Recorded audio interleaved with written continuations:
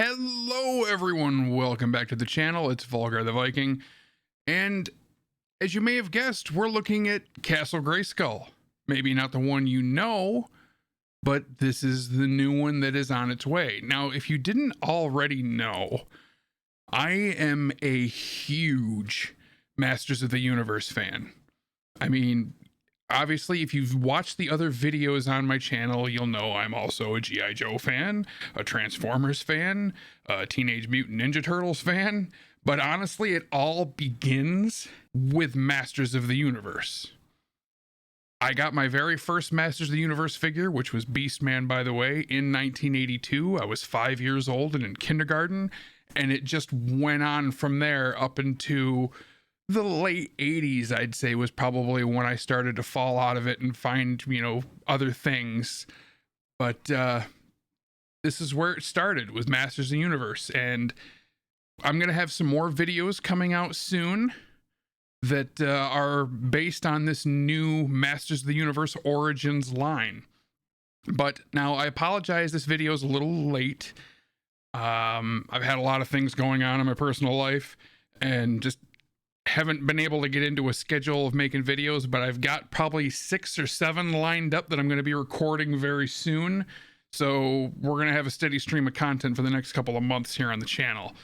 Most of it is going to be Masters of the Universe based because I got a lot of stuff in store for that. But it's all based on this new line coming out from Mattel, Masters of the Universe Origins, which is, they're basically taking the vintage look of the Masters of the Universe line, trying to keep the characters looking just like we know and remember from the 1980s, but making them more today. We get more points of articulation and things of that nature. So, and just last week, like I said, I'm a little late on this. Last week, they announced and put up for pre-order Castle Grayskull, and here it is. Oh, and before I forget, before I get off on a tangent or anything here, I want you guys to remember, if you're looking for, they're not going to have this right here, but as you can see along the graphic up there on the top, Big Bad Toy Store. That is my favorite online place to shop for all my action figure needs. They're not going to currently have any of this Origins set, but if you are a Masters of the Universe fan, then there's a link down below in the video description. Give Big Bad Toy Store a look because they have a ton of Masters of the Universe merchandise. Where were we? If you're familiar with the original line, you may know, what the original Castle Grayskull came with. Here are the accessories.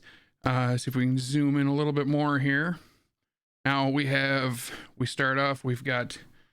the flagpole, which you can't see in this photo, but in the original vintage, the flag was basically just a sticker on a plastic pole that had a clip on the end of it. And I'm pretty sure you just kind of attached it to the edge of the material here on the castle. It didn't actually have a standard base.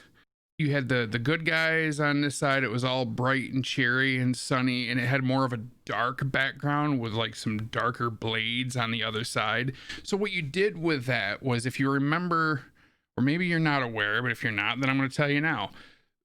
Originally, the castle was supposed to be neutral.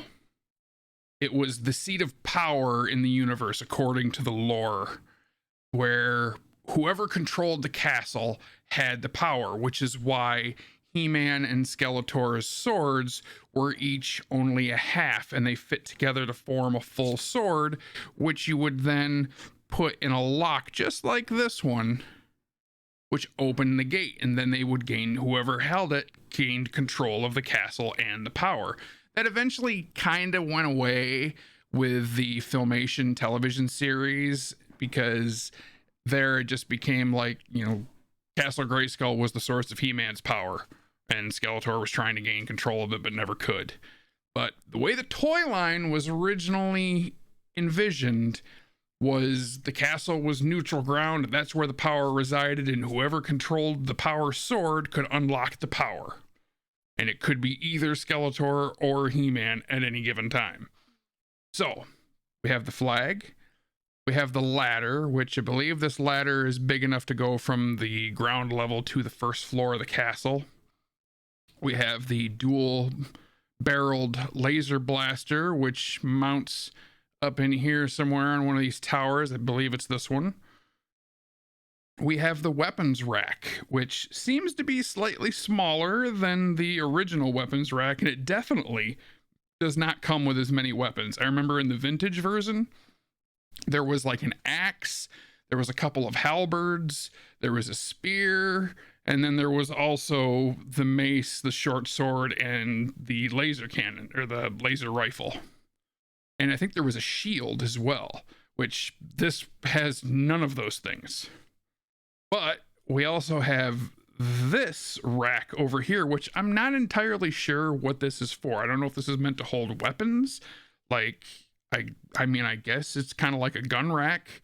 You could put this laser rifle here in one of these slots, or maybe a shield. I mean, at first I thought it was a shield rack, but they would have to be pretty small shields, like almost like bucklers, because you could put a shield up here, but then this shelf right here seems to stick out. So you certainly aren't going to put one on this one because the space isn't big enough. So maybe this is meant for holding swords or laser rifles. But anyway, it's another type of rack that appears to be in the shape of Zoar, which is the sorceress's alternate animal form. But it does have like a falcon look to it. So there's the rack. And then finally, we also have the combat trainer here, which seems to be almost an exact duplicate of the original vintage one, with a little bit more detail on the boar head that's on one side. It remains to be seen if it operates the same. I know the vintage one, it was loose enough that you could just give it a push with your finger and it would spin and spin and spin and spin. But then the one that they released in 2013, I think it was when Super 7 did the pre-orders for the big deluxe Castle Grayskull, that was released for the Masters Universe Classics line. That one was a little tighter and it didn't spin as well. So we'll see how this one works. And then, of course, there's also a sorceress figure, but we will get into the sorceress in a little while. Now, as for the overall appearance of the castle itself, I'm going to put a graphic up over here so you can see. This is the vintage castle. So you can compare the two side by side. And, I mean, I don't dislike the new one, but I do wish that it had a little bit. I mean, I don't know what the decision-making process was here. I know when Mattel originally designed the vintage Castle Grayskull, if you watch the documentary, The Toys That Made Us, they give you in-depth about the design of this castle, and the artist actually intentionally wanted it to look asymmetrical and more organic, so that it wasn't all pristine and perfect. He wanted to give it kind of a dilapidated building that was scary and ominous, and I think they achieved that beautifully. Whereas this one, it almost seems to have more of the corporate mindset, where they're just like, you know, make it look like the original, but clean it up. Because this thing, it looks perfect. You know, it's completely symmetrical. The walls are even. The window isn't crooked. The eyes are exactly the same. Now, if you compare it to the vintage one, they made a few changes.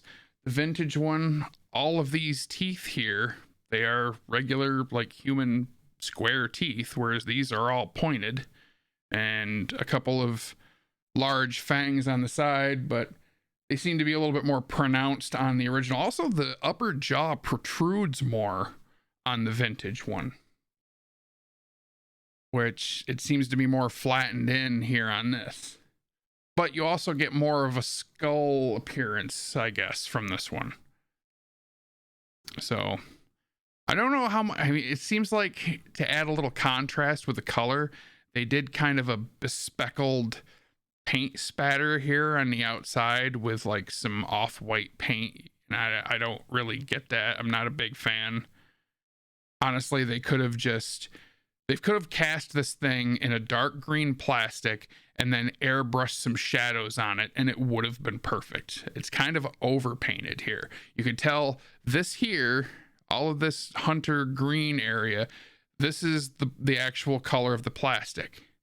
And then they airbrushed some black in the features of the skull, and then they airbrushed some lime green in the corners and on the face to just bring them out a little bit more. And I don't think that was necessary at all. It's kind of weird looking. It's an unnatural color.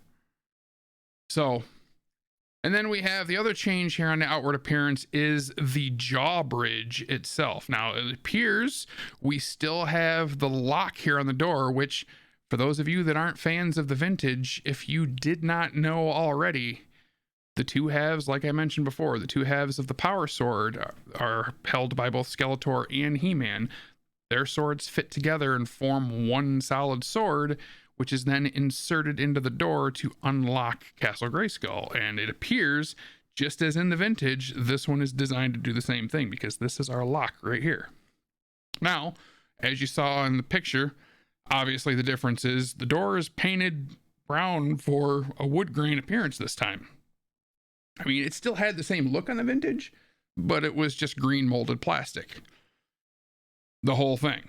But now we have brown wooden panels and some metallic silver looking hinges and deadbolt, and along with the shield crest here, which I'm not sure why they went with green here on the actual shield and helmet itself. On the 2013 one that they released for the classics line, the shield had a really nice, like, rusty patina wash that was like on this, that kind of made it look like it was supposed to be copper at one time that had just turned green with age, and it was really cool looking. But this just looks like a piece of green plastic slapped on there.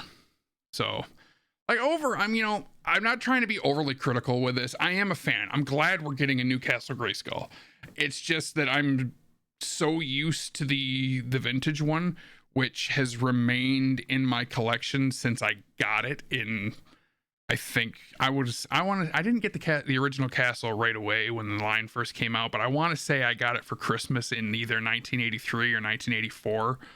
So I've had it for 35 years or abouts, so, and it's the one thing that remains from my original collection. All of my figures over the years have become lost to the ether of time. I have younger cousins that have made free with them, and so I don't have any of my original vintage figures that I got as a kid anymore, but I still have the castle, and I'm partial to that castle.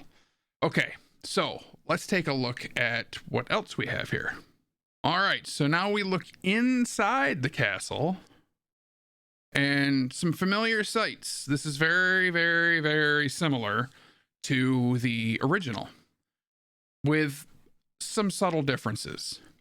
And right away, I'm going to tell you these things right here, I'm not really sure what they are. These banners that are hanging down, because it's really hard to tell from a photo if they're paper or a sticker or vinyl or what. But originally on the vintage version, these banners were stickers, and they appear to be hanging and not attached. So I'm not sure what they're going to be in this. And I wish that I would remember before I start recording these videos. I wish that I would remember to silence my cell phone, because I hate when that notification goes off. It's happened to me on 2 of these videos. All right, so the platforms up here are, well, this one is new. These 2 were on the vintage. However, they didn't have this wood grain appearance. They were just solid green pieces of plastic that just slid into a couple of slots there. And there was some tabs on this one where you would mount the cannon. I don't know why in all these production videos or all these production stills, they always have the cannon facing this way. I mean, I don't know about you guys, but when I was a kid, I always had the cannon facing outward to defend the front of the castle. But I don't know. Every time I see a picture, they always have the cannon facing the other way. All right, and we still have the throne with the trap door, which is probably the best feature of the entire thing. You put a character right here and then give the chair a twist, and it would release the latch, and they'd fall down here into the dungeon. And we still have the sticker you can see down here that has the iron bar grate with all the tentacles and claws and creatures or whatever that are down there in the dungeon. That is making a return. On the other side, we have the elevator, which was the same. Now, it seems they actually have it screwed in place this time. I remember on the vintage one, there was just a couple of peg holes here in the plastic, and this was a separate piece that you had to install yourself as a kid, and it just like pegged in. Now it actually seems to be screwed in place, so it's a permanent fixture, so you don't have to worry about that popping off. They also improved the lifting mechanism. There used to just be a little hole right here that you would thread this through and give that a pull, and that would raise the elevator up. But over time, you could saw through the plastic with the string. If you played with this thing a lot and did it over and over and over and over again, you could actually break it by cutting a slot through that hole, and then it wouldn't work anymore. And now it seems they've actually put some kind of like block and tackle or whatever, or something in there that's designed to let the string ride on it so that it doesn't ruin the mechanism. All right, and we actually have up here a new platform to put. I was right. Like I mentioned earlier, there is another side to that flag that has, so yeah, it's the same way as the vintage, you can decide whether it's evil that controls the castle or good. But the difference is it has its own platform that it can stand on. Before, it just had a little plastic clip that you would attach to the outward part of the castle here. You're probably waiting for me, if you're a fan of the vintage, to mention these. Yes, this is molded plastic, this computer panel here, and also another little electronics piece over here in the corner. On the original Castle Grayskull, these were just pieces of cardboard that you would just set in the corner. And they probably just did that to save money. And those were usually the first things that got either destroyed or lost when you were a kid. Now they're actually molded plastic pieces set into the wall of the castle. However, we are missing the spacesuit. I know I've heard some fans call it the suit of armor or a robot or whatever. It was a spacesuit. I don't know what they're talking about. It had a great big, like, fishbowl helmet on the top of it. It was a suit that was hanging here on this wall, and we don't have that. Now, maybe we'll get that as a figure later on. Who knows?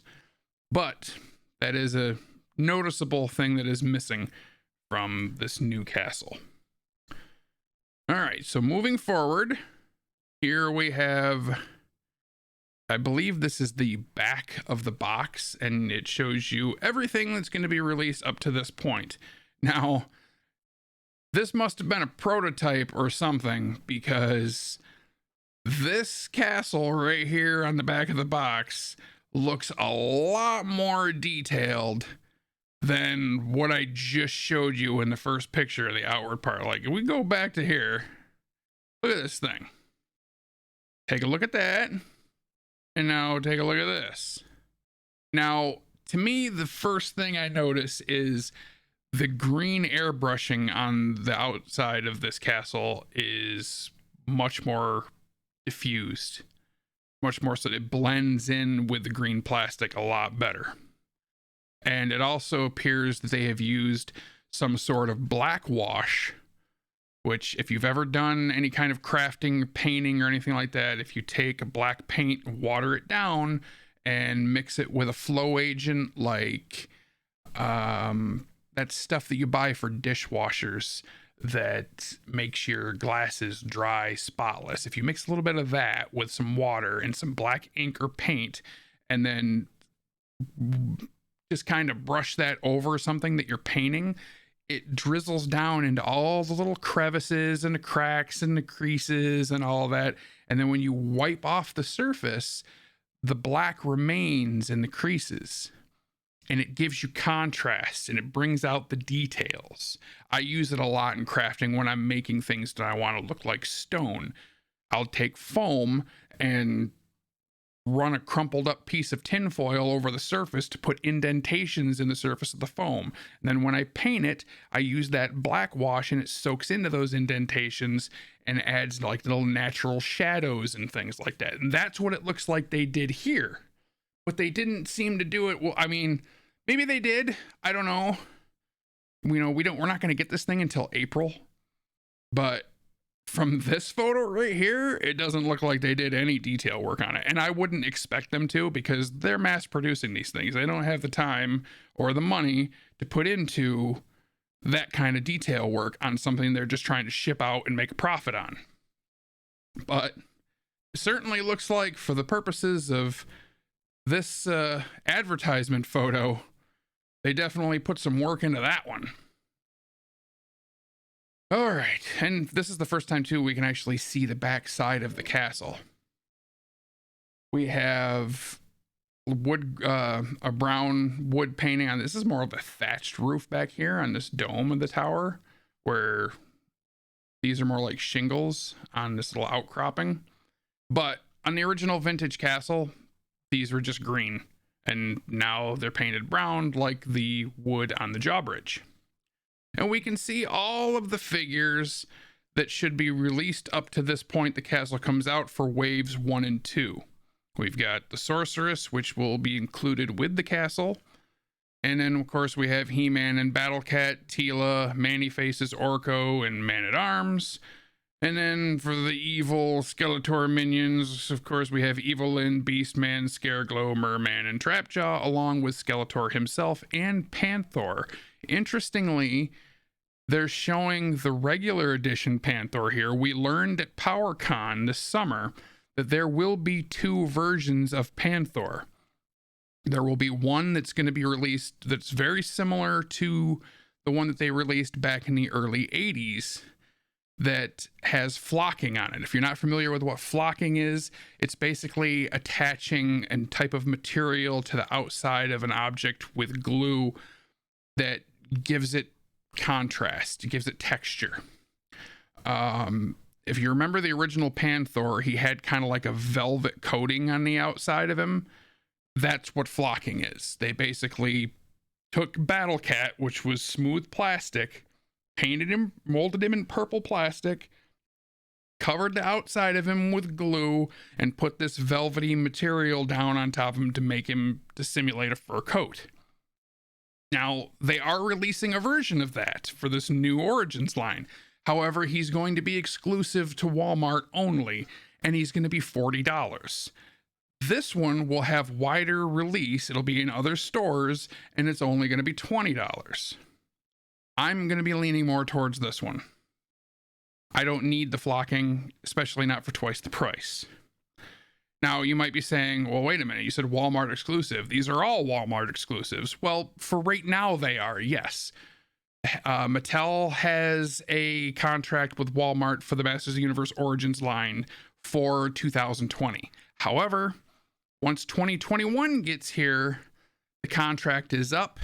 And with the exception of a few exclusives like the Flocked Panther, these are going to be distributed to all stores. Any department store, anybody that sells toys, Mattel has said will have the option to sell Masters of the Universe Origins. So those of you that can't find these in Walmart right now, just wait a couple of months. They are going to be everywhere soon.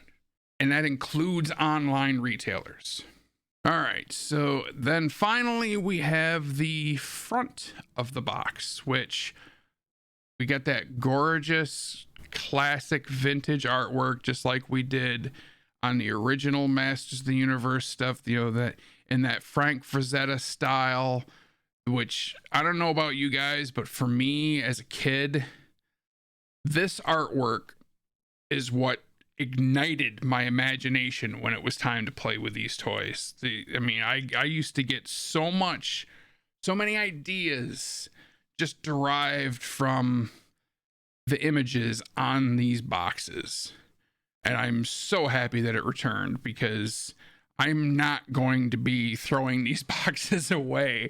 I'm going to have to come up with some places to store stuff, because to me, these boxes are just as much as a piece of artwork as the actual toy. So what do we have on here? Now, let's first talk about the sorceress. You see her here, says she's included on the box. Now, does that mean, and I know some of you are probably saying, wait a minute, why is she all in white? In the vintage, she was, in her falcon costume or whatever, it was blue and orange. No, it had color. This is just plain white. You are correct. However, if you remember those mini comics that were packed with the original figures, this is before the Filmation cartoon. When the sorceress first made her appearance in this costume, if you remember when she originally appeared in the mini comics, she looked more like Teela. She had that cobra shaped armor and everything on, but eventually when she appeared in the mini comics in this costume, I believe it was in an issue called The Obelisk. I'm not sure which figure it came packed with, but if you have the hardcover book that's the mini comic collection, it is in there. And this is the first time she appeared in this falcon costume, it was all white, just like this. In fact, let me put the image up on the screen. There you go. That's direct from the mini comic. Now, the only difference is you can see here, you see in the mini comic, she has like a falcon shaped headdress, which she seems to also have here in the art. This seems to be like a little beak right there, little eyes. It looks like in the artwork, it's just like it's pulled straight from the comic, whereas on the figure, it doesn't appear. In fact, let's go back. Yeah, it looks pretty plain Jane there. I don't see any falcon headdress on her, so the figure is slightly different. It's not just the color scheme, but that's what they're trying to pay homage to, I imagine, is the original look of the sorceress before Filmation gave her a new color scheme, which maybe we're going to get that later on. This particular figure might just be exclusive to the Castle Grayskull set, and maybe next year we'll get a separate sorceress figure that'll just come packaged by herself, and she'll be in the color scheme that we are more familiar with. I don't know. That could happen. What else do we have on here? We have Zodak, the Cosmic Warrior, seems to be standing guard up on the castle. We've got some sky sleds up here, which appear to be Eternian warriors and not Skeletor's minions. Kind of hard to tell. Down here, I can see Battle Cat's hind legs, and I think I've seen from another shot of this box, he is doing battle with Panther. It probably wraps around the corner. We have Man-E-Faces and Beastman squaring off against each other. We have Stratos up here overhead. I'm not sure whose staff he has there. I know I've seen that staff before. I can't, for the life of me right now, I'm drawing a blank. If you know whose staff that is, put it in the comments down below. Then we have Teela and Trapjaw and Man-at-Arms. Looks like he just cold-cocked Merman upside the melon. And of course, He-Man and Skeletor, which actually this is one of the few ones you actually see. Skeletor does have his half of the power sword in his hand, and He-Man does not. He's holding his battle axe.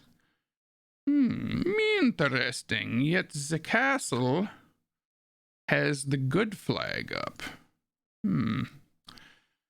And we have Triclops and Ram Man. And then finally, my favorite part of this box is Evil Lyn. Looks like she's summoning this magical undead army, which just looks so cool. Evil Lyn, I always thought, was one of those underutilized characters in the cartoon and everything else, where she seems like she's almost power-wise on par with Skeletor. She's a really powerful sorceress herself, almost like, obviously here she's almost like a necromancer, and they always showed her in the cartoon as being almost as powerful as Skeletor, but yet the two of them never really combined their power to overwhelm the forces of good. Obviously, they couldn't because, the story's got to have a happy ending every episode, blah, blah, blah, blah, blah. But I always felt that Evil-Lyn could have been used a little bit better. So anyway, there you are, guys. This is Masters of the Universe Castle Grayskull.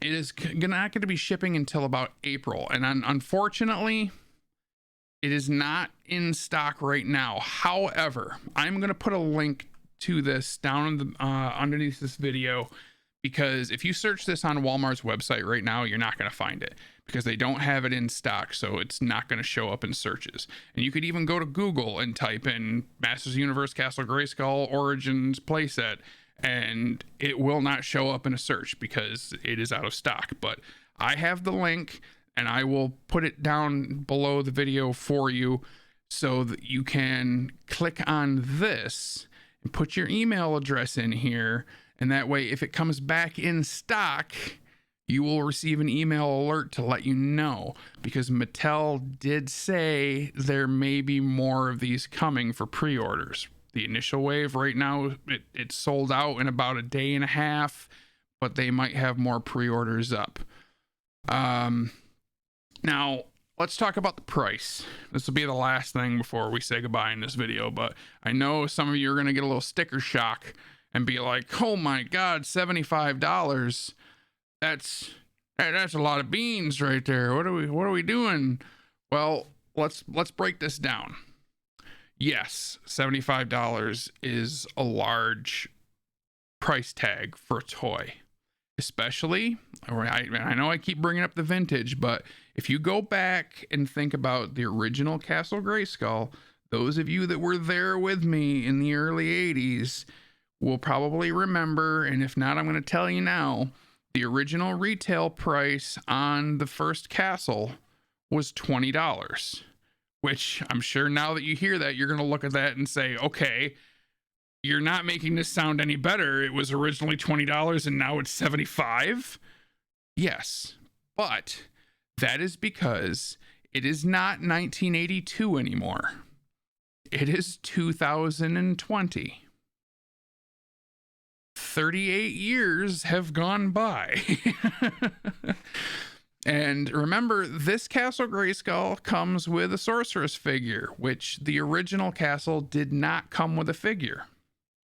And most of these figures, as you can see up here, Skeletor, $14.92, Evil-Lyn, $14.99, He-Man, $14.92, Teela, $14.92. The figures are $15. So if we take $15 for the Sorceress figure and subtract that from the price of the castle, we are looking at a $60 castle. Just for the castle itself, $60. And you may be saying, okay, well, that's still 3 times what the original castle cost. And again, you would be correct. However, let me just bring something up here for you. We'll do, let's Google $20 in 1982, and there we are. And I'll just bring this over here, and this is what we're looking at. All right, cumulative price change 169.72%, average inflation rate 2.65%. So inflation has increased over 2.5% since 1982. The converted amount of $20 comes to $53.94. So basically what that means is $20 in 1982 would be equal to over $50 today.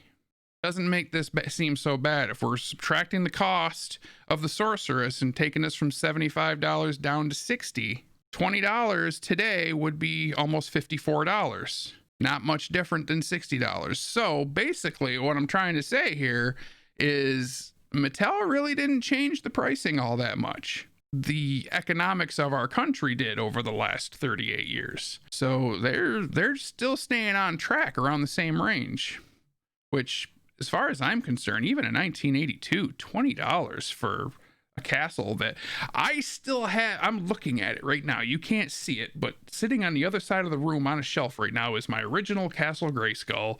And if that thing cost $20 in 1982, and here it is 38 years later, and I still have it sitting there, that was $20 well spent. There you have it, guys.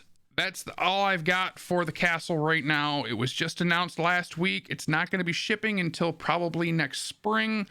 And although it is out of stock now, if you didn't get one, you might get another chance. And even if you don't get it pre-ordered, start looking for it on Walmart shelves. I would say probably around February, because these things tend to hit the stores before they ship out the pre-orders.